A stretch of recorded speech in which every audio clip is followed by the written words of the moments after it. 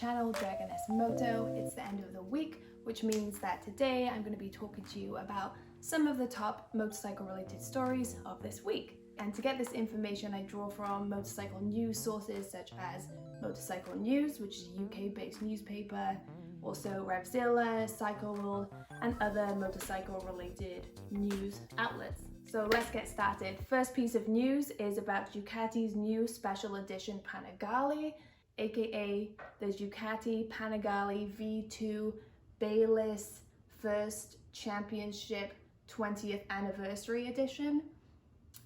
Very long name. So basically Ducati have revealed this new limited edition Panigale V-Twin honoring the 20th anniversary of Troy Bayliss, who is one of Ducati's most loved and most successful motorcycle racers. He won his first championship 20 years ago, hence the 20th anniversary edition of this motorcycle. In his career, Bayliss has achieved 3 world championships, has won 52 races, and has been on the podium 94 times. That is a great track record. No pun intended. So, like I said, Troy Bayliss is one of Ducati's most loved and successful motorcycle racers, which is why they've named this motorcycle after him. So the graphics on this bike are inspired by the Ducati 996R, which was Bayliss's winning bike in 2001 when he won his first championship title. And the graphics that you can see on this bike reflect his race number, which is 21. And you can see on the tank that there's an autograph from the man himself. In addition, on each bike there's going to be a unique number along with the name of the limited edition bike. And you're going to see this on the triple clamp on each of these new motorcycles. So this bike has all the bells and whistles, has top-notch Olin suspension, front and rear suspension, and also provides a steering damper. This edition is 3 kilograms lighter because they make use of a lithium-ion battery. So it's going to be 3 kilograms lighter than the Panigale V2. It has a titanium carbon exhaust, and like I said, the list goes on. There's so many bells and whistles. It will be on sale this fall, and in the US, the set pricing will be about $20,000. Okay, next piece of news is about the Indian FTR. Indian released the FTR 1200 a few years ago and has been making updates to this bike ever since. This story is coming specifically from Motorcycle News because they always do great road testing where they compare various bikes to one another that are in a similar class.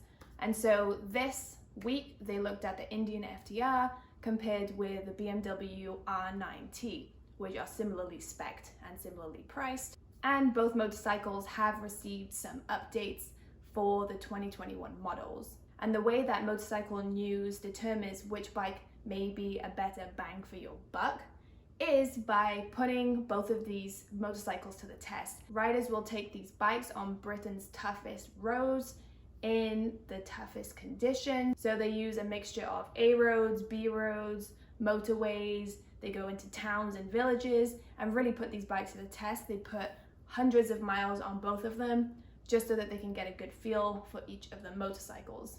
So you may be wondering which motorcycle fared better, which one had the most favorable result. Well, the verdict is that BMW has met its match with the Indian FTR. The accessories and the overall look of the Indian FTR win over the BMW R9T, with the BMW reportedly looking a little outdated in comparison to the Indian, and that's even in its newest form. However, the BMW wins on reliability and credibility because BMW have had the R9T around longer than Indian have had the FTR 1200. Basically, the FTR hasn't been around long enough to establish such long-term reliability in comparison to the BMW R9T, which makes sense. And BMW reportedly tends to have a better dealer network than Indian.